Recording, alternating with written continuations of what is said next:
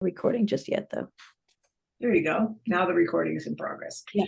So we are recording, and so everyone should be aware. So if we need to pick your nose or something, you might want to, stop your video, or and be aware. The reason we're recording this is so that folks who weren't able to attend tonight and are not going to be able to be in person at our second version of this, which will be May 28th after the service, will have an opportunity to see the presentation and perhaps get the questions answered if others have already asked those questions. So we are hoping that these budget explainer meetings will be valuable in answering people's questions and giving folks a chance to express their concerns or have any discussion that they feel like they want to have, because the congregational vote, which we'll be having at our annual meeting on Saturday evening, June 3rd, is not really a great venue for objections and a lot of discussion. So we're hoping that that will get fleshed out in these smaller groups. So appreciate you all coming to do that. So Larry, I think you are up. Larry, you're muted. Okay, thank you all for coming. And I have been the recorder and the presenter of the budget information. I'm not an official decision maker other than being a congregant like the rest of you. So you may recall that last year when we passed the budget, we passed a budget that had a deficit, and we had three guidelines. The first is number one, to achieve a balanced budget in 5 years. The second is to fund the deficits with up to $150,000 from the legacy fund. And the third, which is number 4 here, was to reevaluate the plan each year. And then this year, the budget club added one additional guideline, which is number 2, which is to pay the staff at the UUA guideline salaries by 5 years from now. So last year, this is the plan that we approved.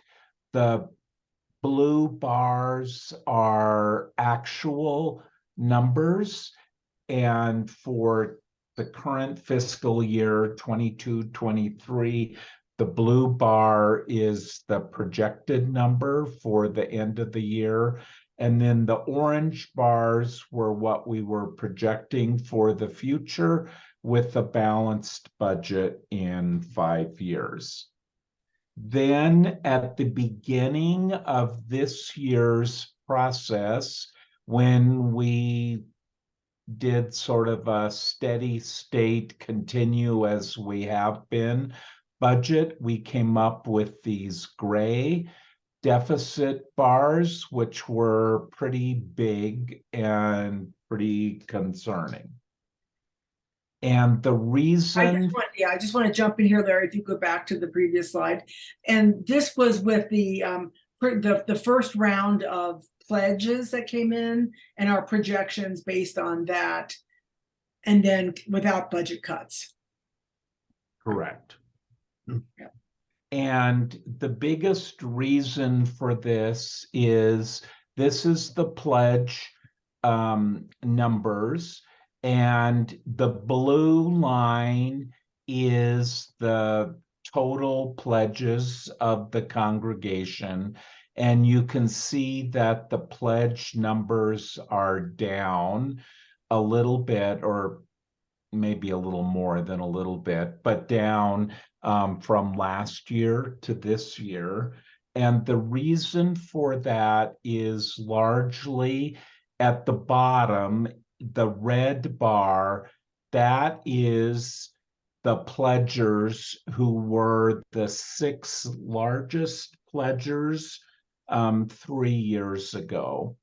And 3 of those 6 pledgers have significantly decreased their pledge. So now, in fact, those 6 pledgers are no longer the 6 highest pledgers, but they've gone down. But if you look at the green bar, you can see that the other pledgers have gone up and have gone up an average of about 4% a year for recent years, except for 1 year in the height of the COVID pandemic. So in the budget process this year, there is a group called the Budget Club, which Janet has chaired and includes 6 or 7 people who are quite involved in different parts of the congregation. And I'm on that budget club representing the Human Resources Committee, and Mary Stackpole and Paul Austin are on that group representing the Committee on Shared Ministry. And through that process, the Budget Club has met, and the Human Resources Committee has met a number of times, and the Committee on Shared Ministry has met, and there's been interaction back and forth in developing these recommendations. And both the Human Resources Committee and the Committee on Shared Ministry have had communications with, in the Committee on Shared Ministry, other committees in the congregation and other constituents. And then the Board of Trustees has approved and discussed the budget that's here today. Larry, Larry, there's Yes. one other committee that you forgot to mention here, and that is the Finance Committee is also represented. Right, but the Finance Committee actually did not meet on the budget process. Yes, but they're part of the Budget Club. Okay, There are 2 members of the Finance Committee on the Yep. Budget Club. okay. Can you also put in the chat the link to the actual budget? Yes, I'll do that right now. So when we looked at these numbers, so this deficit 5 years from now is one of the critical numbers that we were looking at. So as all these groups met, we were looking at this overall number and trying to balance the budget in the future.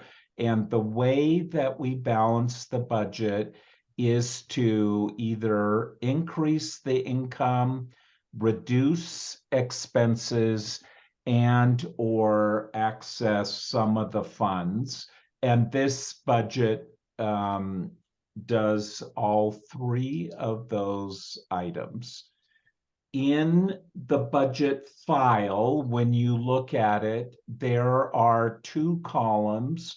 One column is called the core budget, and one is called the fund budget. So the core budget also could be called the operating budget and is sort of the traditional budget that we have looked at, our current year income and expenses. And we have maybe about a dozen different funds for different purposes. And so this budget also includes expenses that would be paid for from those different funds. and I'll explain those later on. So in terms of the core budget, the orange bars here are the current projection for a current fiscal year, and the blue bars are the proposal for next year. So you can see that we are projecting less income and budgeting less expenses for the upcoming year.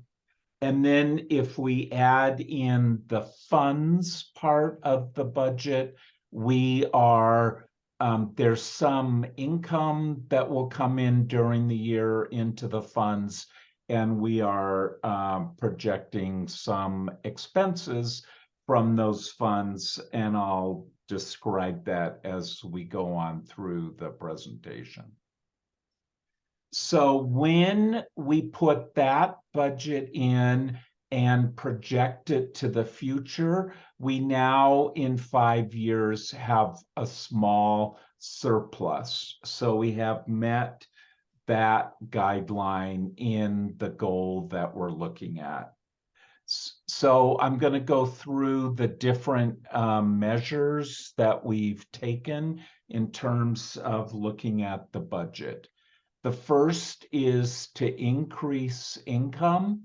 And since we began this process, and especially because of the Sunday when we had a special additional ask, we have brought in about $25,000 in additional pledges from that first projection. Then we have added 2 income sources. One is rental income for the building, and the second is net income from the music concerts or other events, $30,000 a year from the rental and $10,000 a year from the concerts or other events.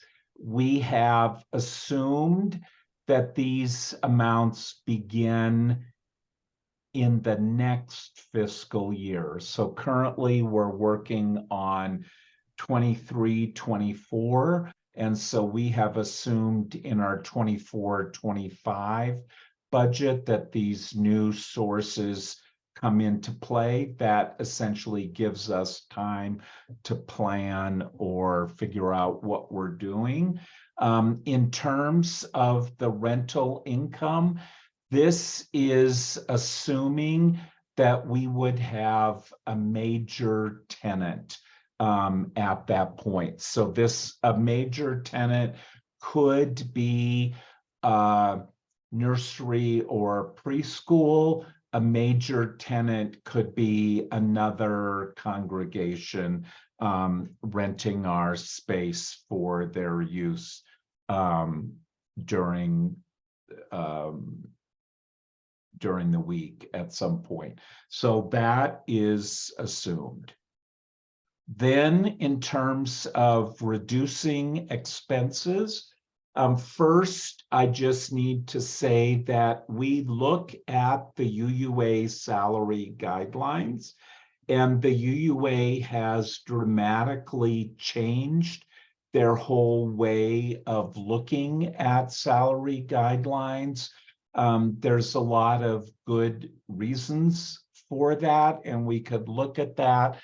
But the bottom line is that the salaries that meet the guidelines for our mix of personnel have increased by 13% from last year to this year. And these bars show the minimum and the maximum suggestions in the salary guidelines. So that is a constraint and a issue for us in trying to look at these balanced budgets. Lydia. Yeah, would that be fiscal year 2023 and fiscal year 2024, the way you have been naming the fiscal years? You are correct. That's a mistake. So yes, I'll fix that. But yes, that's the current fiscal year and next fiscal year. And Larry is naming the fiscal years by when the fiscal year ends, because Correct. mid-year, Right. I always have to like stop and think about that. So Yeah. So how did we make the budget go down? If you divide the core budget expenses into these 4 categories: personnel, building, quote unquote, fixed expenses, and other expenses, you can see that the cuts are in personnel and other expenses. And fixed expenses includes the dues that we pay to the UUA, and it includes the half plate contributions, other items there. I should put fixed in quotes because they aren't, we could adjust those. So on the salaries, what we have done, because we're trying to get to the UUA guidelines, and because inflation is high, and because the commitment is to pay the staff at a good rate, we have increased the salary rates in the budget, generally 3 to 5%. We have decreased the staff time by a total of 3% just in terms of hours. And we've cut professional development expenses for all staff by half, by 50%. And how have we done that? So the most dramatic item is we have cut the hours of the Director of Lifespan Faith Formation by 29%. That's cutting from 35 hours a week to 25 hours a week. For all of the hourly workers, we have budgeted at a low amount based on actual 22-23 hours. In last year's budget, we had included hiring a nursery worker. We have not included that in the current budget. And then the one thing that we have done is we've added an AV assistant at a modest number of hours per month. So then if we look at the non-staff core expenses and look at them in the different areas, here you can see how we reduced those expenses, and that was primarily by cutting the non-staff expenses in the worship and music category and the religious education category. And I'll talk about that more in a little bit, but they are also by far the largest of those expenses. So what is, So what is the impact of these cuts? So in religious education, we have less staff time. The support for adult RE and covenant groups moves back from the RE staff to Reverend Lydia. We budgeted last year, although we haven't done them, and had a request for next year for 2 retreat events for RE families and for the general congregation. We have not included those. And we have budgeted less for community events. So less, we're still planning to do community events, but not have as expensive items associated with those. And then there were modest reductions in most other RE related items. On the worship and the music area, we have budgeted 17% less for outside musicians.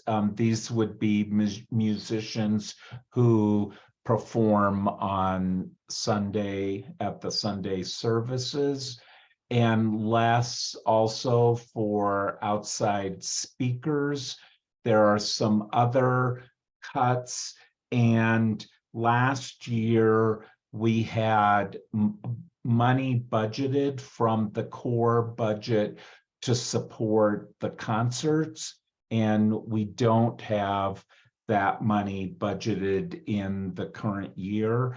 But the concerts the past year, and we assume for next year, will generate a surplus or profit. And then, as I mentioned before, the one item in terms of adding expenses, we did add an AV assistant to the budget. Then in terms of accessing our funds, so here what I'm going to do is go through and talk about the different types of funds that we have and what the plan is for each of those types. And in this case, the blue bar shows what we're anticipating is in the fund at the end of the current fiscal year, so in June. And then the orange is what we anticipate would be in the fund 5 years from now in this plan. So the first is the operating reserve. This is our basic rainy day fund. And this fund, the board has set that we want an operating reserve to equal 4 months of our expenses. And we have assumed here that the operating reserve will remain at that 4 months, and it grows over the 5-year period because the overall budget grows. So it's important to realize that our basic operating reserve, we are not accessing during this 5-year period. On the endowment, we have 2 endowment funds, and we are budgeting to spend income from the endowment funds, but not spend the principal, which is in agreement with the rules for those endowment funds. Then we have the new building funds. So this is the money that was raised through the capital campaign, and we have close to $200,000 in that fund at the current time. And we are assuming over the 5-year period that that fund will be spent down to 0. We have about $50,000 remaining in items or contingencies that could be used for expenses on the building. And then the remaining amount is going to the mortgage and buying down the principal on the mortgage. Then we have program funds. There's a whole little gaggle of program funds, and there's a music fund, an RE fund, Gilbert fund, the intern fund, all those types of funds.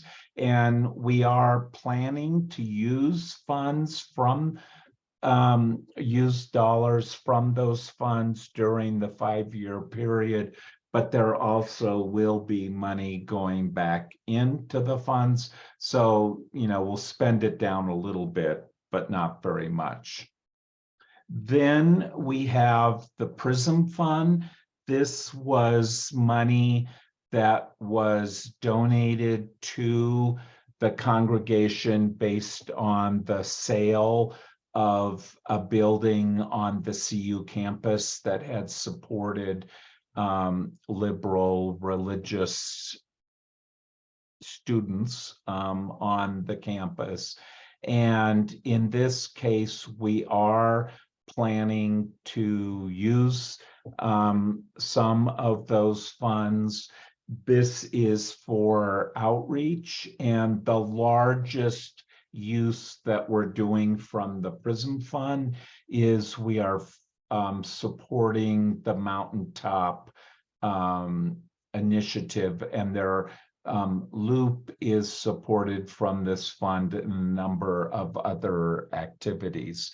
The black bar here shows the amount of the original PRISM donation. So it had grown over time. So we are spending it down below the initial donation, but that shows that amount. And then the last one is the Legacy Fund. And so this is what we are using to balance the budget. And we have a few other items that will be drawn from the Legacy Fund. A year or two ago, you may remember at the very beginning when I showed you the surpluses and deficits, that there were relatively large surpluses for a number of years. And those surpluses were put into the Legacy Fund. And that is the amount in the Legacy Fund that's above the black bar are those surpluses that were put in with the notion that they would be spent. And then we are spending some below that amount. And in terms of the Legacy Fund, what this plan includes includes $84,000 to supplement the core budget. So this is covering the short-term deficits. And then there's $60,000 that's supporting the intern, the sabbatical reserve, travel to General Assembly, and the Gilbert Fund.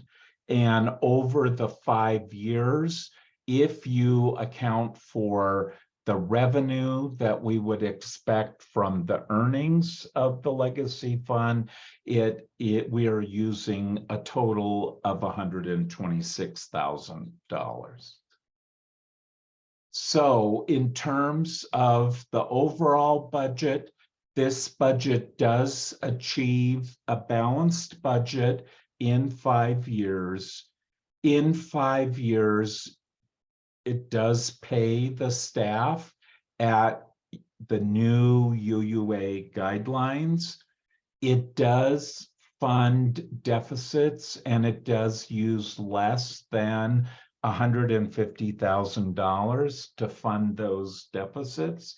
And we have reevaluated the plan this year, and we will do so each year and make adjustments as necessary.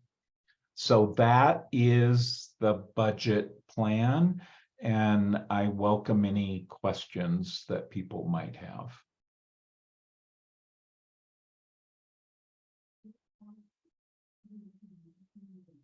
So if you have questions, You can use the little reactions tab at the bottom of the screen to raise your hand, or you could just physically raise your hand. There's not that many of us. Comments, you can also comment, you don't have to have a question.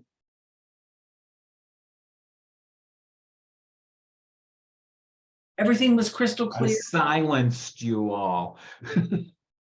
Mary, you're muted if you're talking, but you're muted. Yep, you're not muted though. Well, somehow we're not hearing you. You might want to check if it's plugged in accidentally into earphones or something. Anybody else, while Mary's figuring out her technology, anyone else have comments or reactions, questions, clarifications? I'd like some information about the, what was it called? The nursery program we're not going to have. So we won't have someone who could look after our infants and toddlers. No, oh, no. Sorry, that is just infants. And so we plan to do that with volunteers. We still have Mr. Ari, who's with our toddlers. Okay, okay. And we have not yet, we had planned to hire a nursery worker this year. We actually tried to hire a nursery worker this year and didn't get, I think, very many, or if any, applicants, and then decided to pull the offering in the current budget situation. Okay. Volunteer sounds like a good plan. Mhm. We have there It might be works.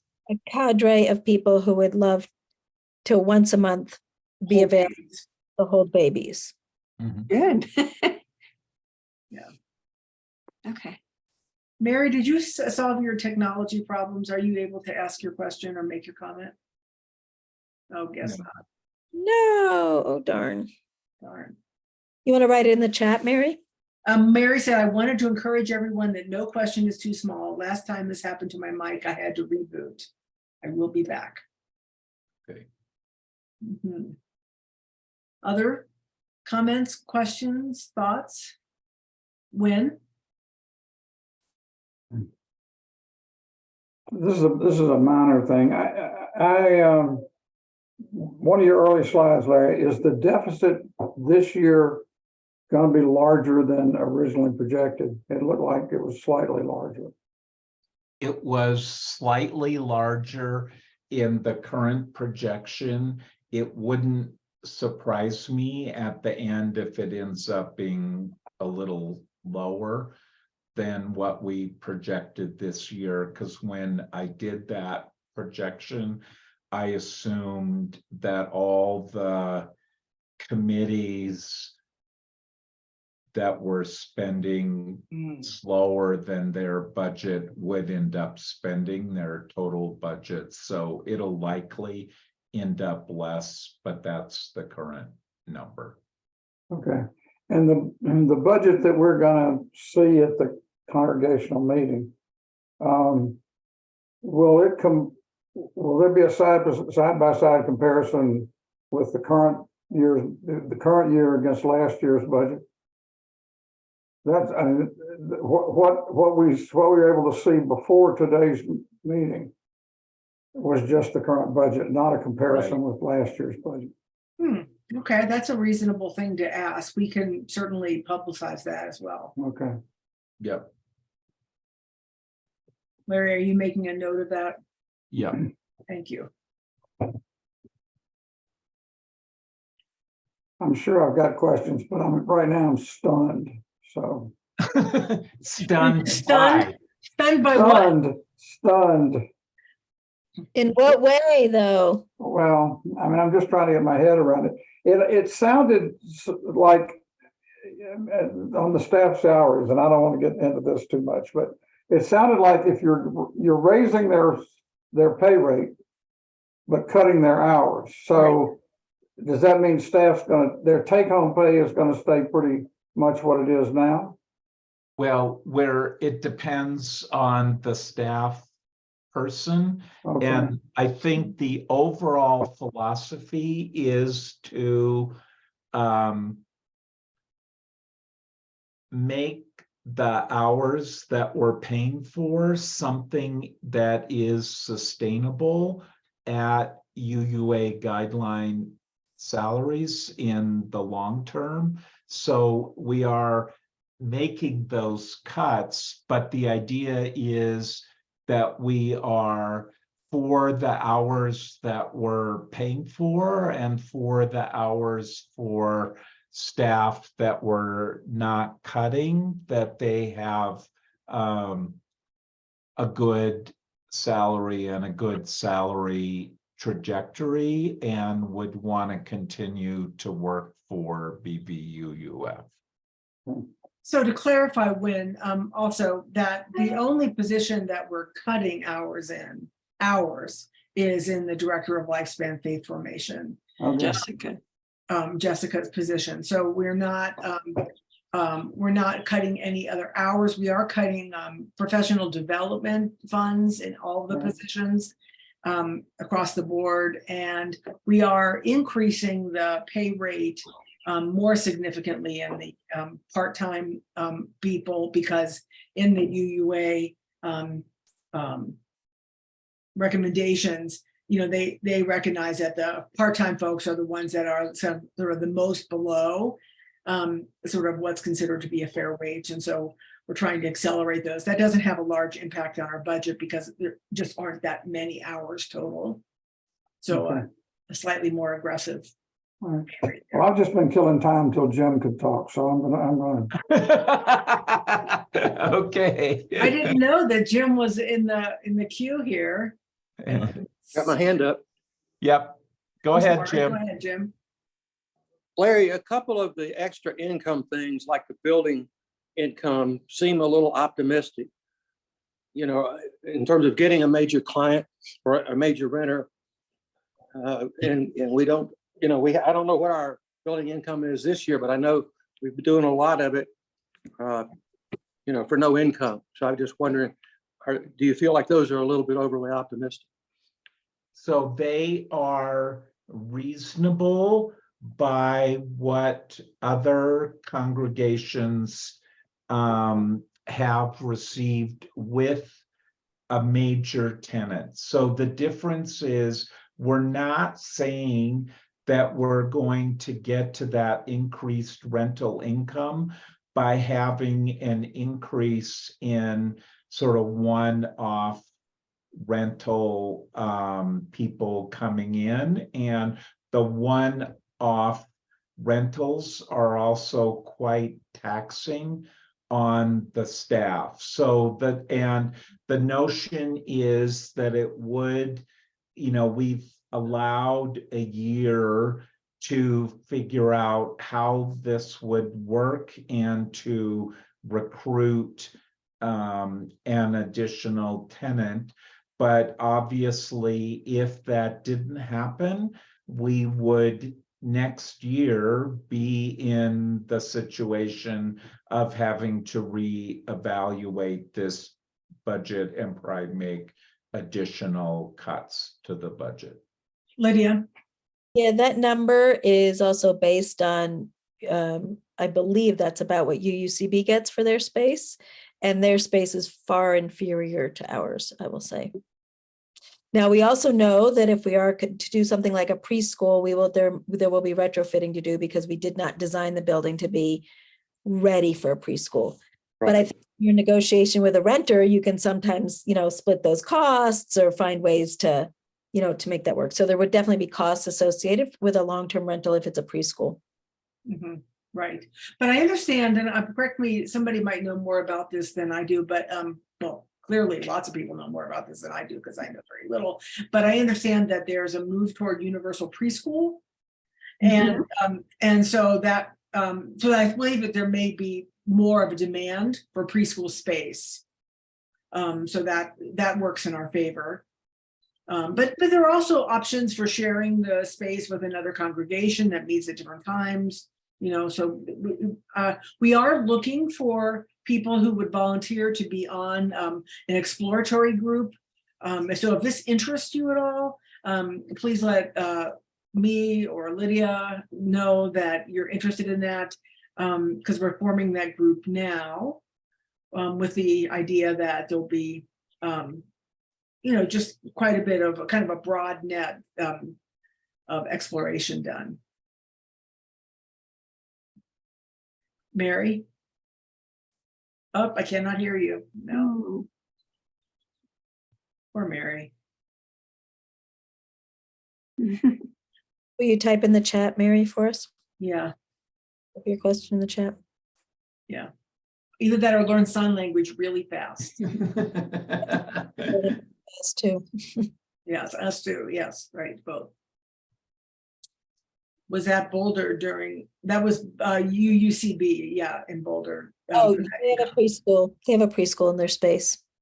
Yes, And when I consulted with David Schwartz, he said, with the right tenant, it's an ideal, communication is ideal, and finding the right tenant is really, really key. So that's why I want to start exploring now.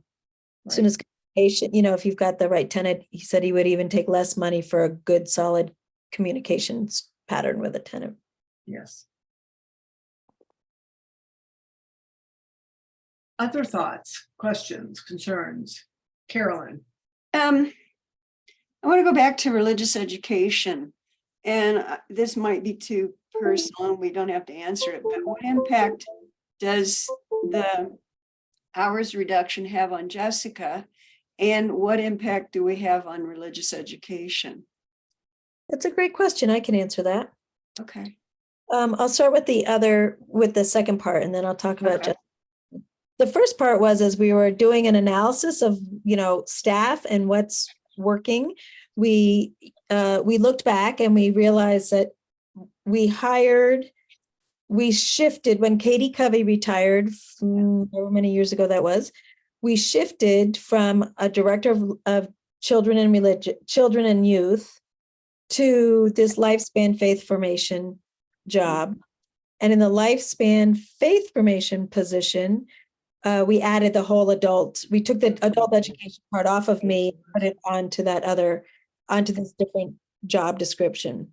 Got Well, it. in the last 3 years is that part hasn't really shifted. Now there's a whole bunch of other reasons why that could be, right? Like COVID, in and out of the building, all those things, but that part really hasn't had the kind of shift. And when we looked at other job descriptions where we had added hours or shifted things around, we did see the benefit of that shift. And so we're taking that out of the job description, putting it back with me, which is adults, faith formation, covenant groups, some of that community building things.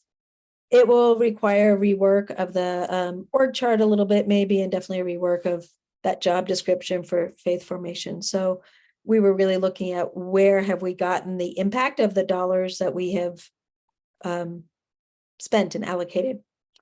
Okay. And yes, there is an impact on Jessica, of course. And so that's the hardest part of making these. These are very hard, very, very hard decisions that we made. What impact will it have on you taking on that added responsibility? As I mentioned to the congregation before, when we started capital campaign, building, blah, blah, blah, I stopped doing a lot of the ministry side of congregational life and said, I have to kind of be really present to the infrastructure side of congregational life.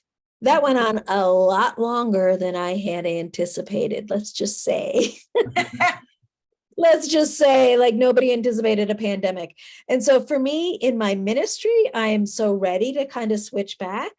And I know we have really solid leadership we've always had solid leadership, but now we're going to be kind of in the more of a maintaining budget than a like, oh my gosh, upheaval that we were in the last 6 or 7 years. So okay, that makes sense. I'm prepared to go back to that ministry, and that part can be really enlivening for me. So, Okay. but thank you for. Yes, I'm just concerned for Jessica, Absolutely. and I don't know what we do. Yeah. Well, Yeah. and I do want to note that, not to discount the impact on Jessica, because I think it will be significant and painful, that the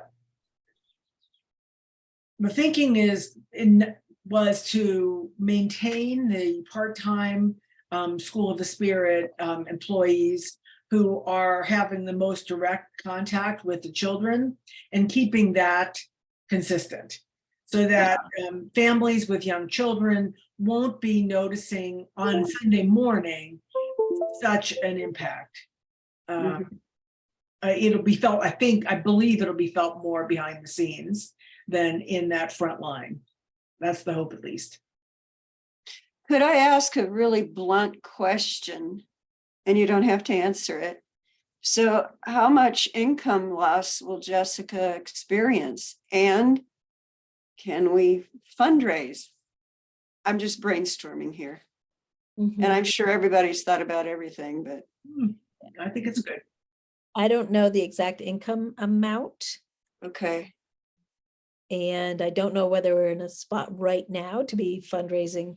The challenge raising for a position for anything that's ongoing. It's one thing Yeah. to fundraise for a Right. event, but when you fundraise for staff, what you're talking about is implications. Mhm. It's a commitment for the future. And part of what we were trying to do is to, I would say that this is a theme that we're doing in a broader area of congregational life, is to create a path forward that is sustainable, both in terms of our finances as well as our volunteer capacity. Okay. So it is an adjustment, and that is part of coming out of COVID, coming into this changed economic situation. We've had some attrition in our membership. We've had some attrition in our RE program, and so it's about adjusting kind of the scope of what we're doing somewhat to match our resources, both in terms of time and money. Okay. And I just I- wish we'd only cut her just 5 hours. Yeah. Yeah.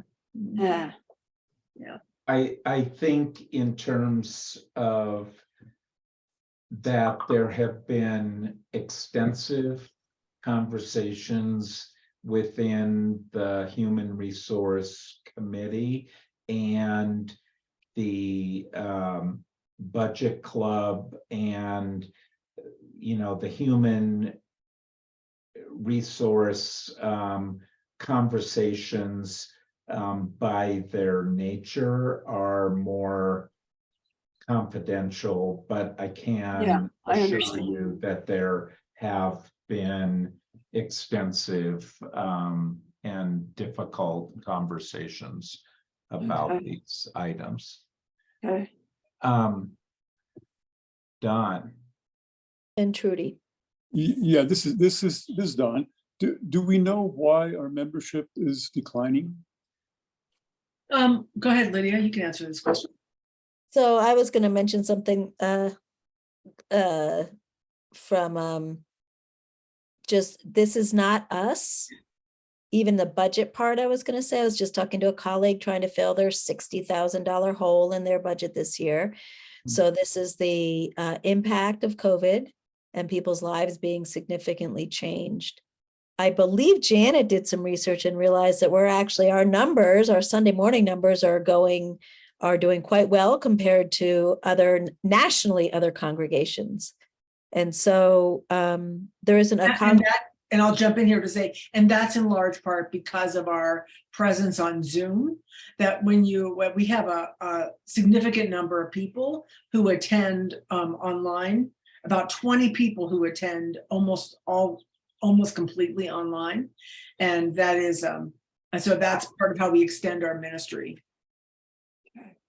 Lydia, go ahead. Yeah, so our numbers, I think, are declining. It's first of all, they're just the trends, right? People going anywhere for a religious organization has gone way down. Post-COVID, things have gone way down. The generation that follows ours is a lot less likely to go to church because they were unchurched. And so we're in a trend, and I think, like, fingers crossed, we're like kind of bucking the trend in some ways, which is, continues to inspire me and surprise me a little bit. So I do have one more thing I want to say about that. And Don, I really appreciate you raising the question about membership. And that is that I think that this fall would be a really good time for us to spend some energy on outreach and what used to be called in the church I belong to a membership drive. I do think that that's a reasonable use of our energy and time. I think we're ready for that. We have our systems running. We're in our groove. I think that we are in a good place to be representing well to the world. And there are definitely, we're in a growing part of the country. There are people moving here who are looking for this, what we have to offer. And so part of what we need to do is get that word out. And that is a project for us this coming year. But go ahead, Don. I think you had something else you wanted to ask. Well, I was just curious, do we ever talk to people who've left and find out why?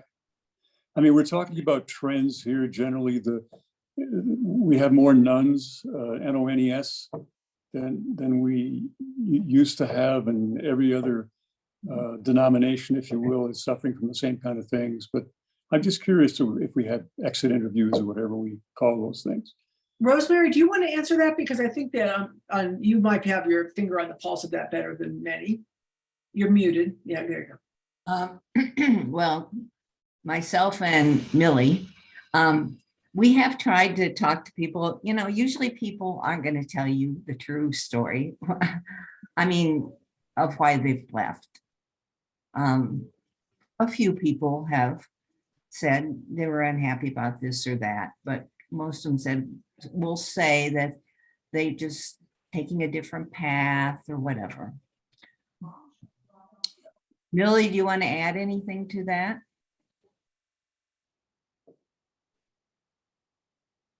I think you covered it.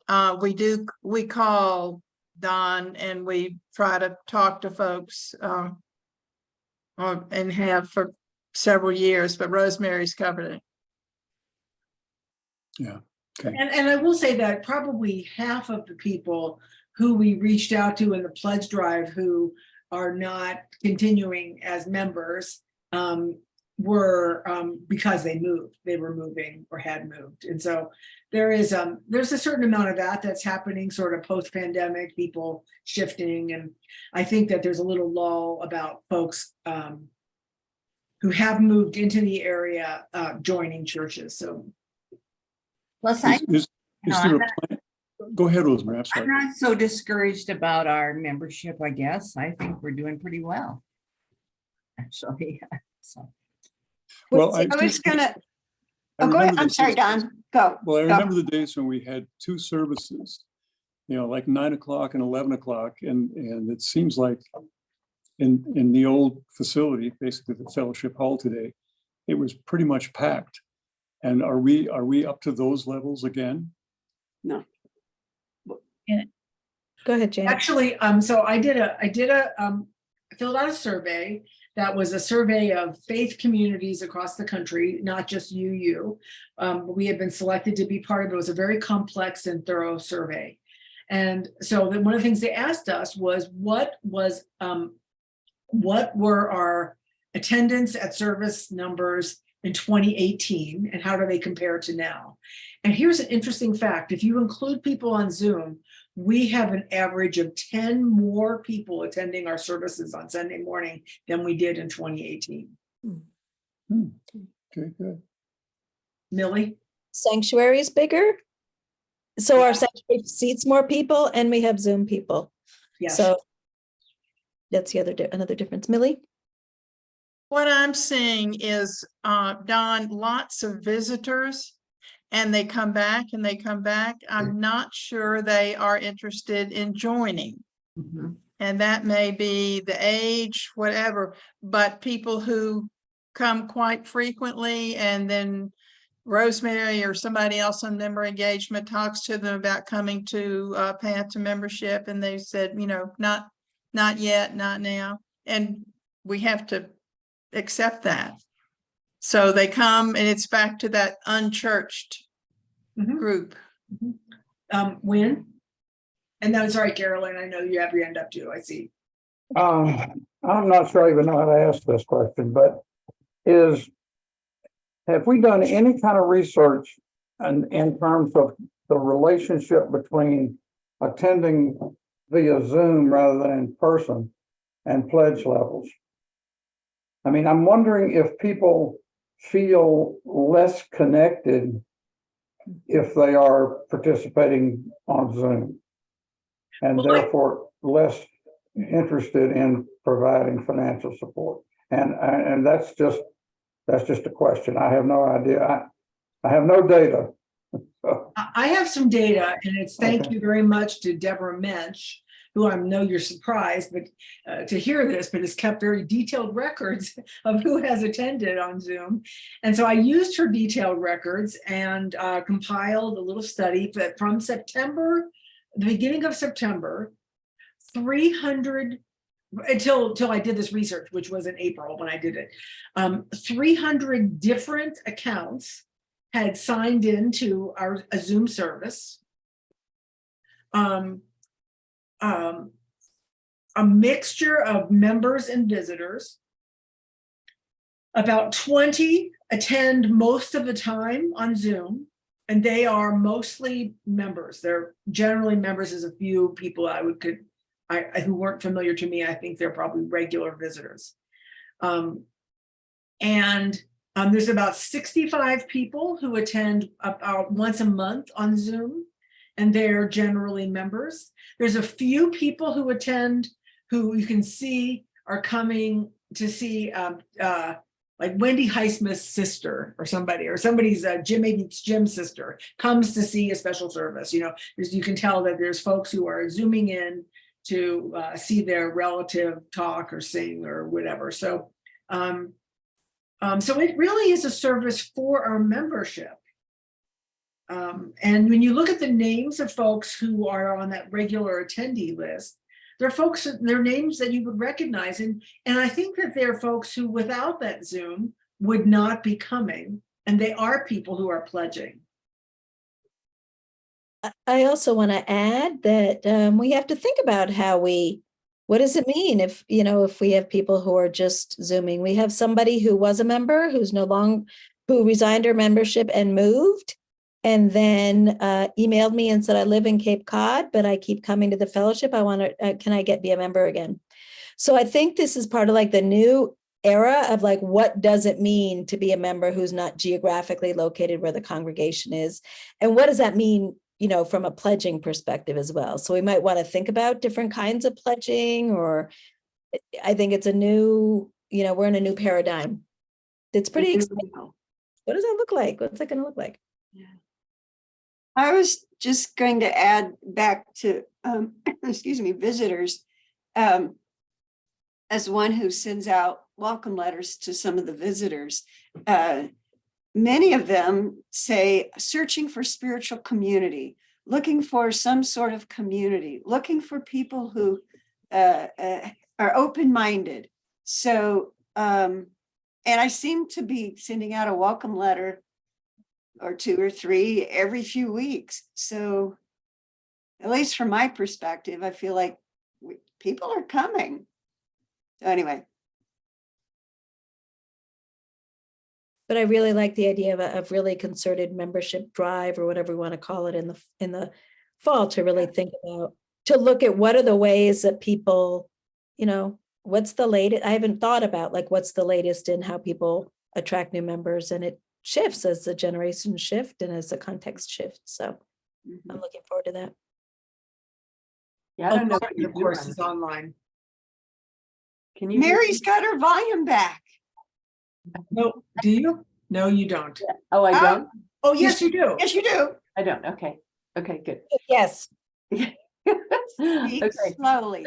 It took me a little bit, but I figured out. Anyway, okay. So I was just, I know this is not the place to go into this detail, but I am at some point, on the board, that we'll talk about what is a membership drive and what do we actually do. So anyway, Yeah, we don't know yet. So there's not an answer yet. We're going to be thinking about what do we do if we want to really be focusing on our membership numbers, attracting and retaining new members. So, and there is a whole council that looks at that. So we're not going to go witness at the airport. Are you volunteering, Mary? I left an evangelical church for that. Yeah. I've been on that evangelical path as part of my winding path, but I have long strayed. Oh, It's actually amazing. In one conversation, it's amazing how many past evangelicals we have in the congregation. and Catholics. Yeah. And yeah, Anyway, so they're Episcopalians. budget, I guess. Yeah, so are there other questions for Larry? Other questions for Lydia? Reactions? There's Concerns? just no way we could find money for 5 more hours for Jessica. Lorraine? I would just like to say that when I first visited this congregation 15 years ago, I was very impressed with the leadership and lay leadership. And I just want to say that meetings like this and the research that all of you do and the work you put into it just reinforces that opinion. I'm just really proud to be part of this congregation and want to thank you very much. Yes. That's very kind of you to say. Nice. Yeah, thank you. I kind of feel that way about the congregation too. I really like that. And I kind of dug right in to see, to see what And we're this place glad. really like. I'm We're very, very thrilled. grateful that Mary jumped in with both feet. Yes. Yes. We're glad, Mary. Oh, you're very kind. I'm very glad. Well, so if there are no other questions or concerns, I'm going to let you all go and thank Larry for his hard work in putting that presentation together. Very much appreciate his skill in translating numbers to people for whom numbers are not our native language. He's very good at that. All right. Yeah, I commend the budget club for y'all have really dug in. That's, Yes. I'm not sure I fully understand what's happened, but it looks like it balances, so it's good. Well, and Thank you. Yes. So, and of course, it's all based on a bunch of assumptions, and as things shift, we'll have to keep adjusting, and that's kind of the nature of the game these days, isn't it? The other thing I want to note is how much money is coming from surpluses from the last few years. And, to really recognize that we need to have the flexibility to not expect every single year to come out exactly even if we want to be maintaining the kind of staff. And so, because you can't cut staff one year and not cut staff, so the fact that we're using so much from surpluses just says that we had some really good flush years and now we're in more lean years and this is what we're doing. So most of the money is coming, I believe, from surpluses from the last few years, or at least a big chunk of it. A big chunk of it. The money that is not, like, why did we save it? Are we just going to save it to keep saving it? Or are we going to save it to use it when we need to use it? So. Yeah. I say save the principal that is enough to increase interest. Well, what you're describing there is an endowment fund. Oh, that's right. Okay. And that's different than the legacy fund. And the legacy fund was part of it that was donated by donors who wanted us to use it when it was needed. And that is different than people who give money to the endowment who say, well, just use the interest, but hold this money in perpetuity. Okay. And so the folks who gave money to the legacy fund are saying more, when you need this, be sure to spend this. Okay. And we do have to, it is a little different than, congregational funding is a little different than personal funds. Like we are definitely about saving for retirement, saving for old age, but really with congregational funding, what we're doing is saving for times that are leaner, and it can be because of the economy or certainly a pandemic. And to those folks who are feeling tense, and that is really a very, very common experience to feel uncomfortable with spending out of reserves.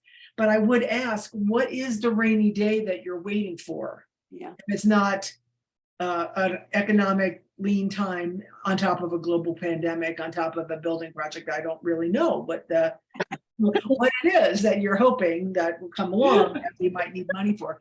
So this seems, and we're not using all of our money. I thought Larry made a good point of pointing out the very generous operating reserve that we have now, 4 months of our expenses that we maintain essentially in our checking account. We have some in a money market account, but it's essentially liquid. It's very easy to get to. So if everything were to stop, but we could still move ahead and pay everybody and pay our bills for 4 months, even if the spigot completely dried up, which is unlikely to do that. But when Larry was the treasurer back in 2010, when he joined the board, the operating reserve was 0. So that was right after the financial crisis of 2009. We had 0 money in that cash flow fund. So we have $200,000 in that fund right now. So we're in a much better place for absorbing, the ebbs and flows of congregational financial life. Thank you all for your generosity to making that happen. Absolutely. Yeah. Thank you all for being here. It's amazing to have a brand new building and to have the spreadsheet look as good as it does. It's actually shocking. Good work, everybody. Yeah, so invite your friends. Okay. Alrighty, well, thank you all, and we're going to extinguish the chalice, but not the warmth of No, love, Love, or the light of light truth, of truth, or the Or or the energy of action. action. These be here very- in our hearts All right. until we meet. Until we meet again. Thank you all. Bye, everybody. Thanks. Thank you.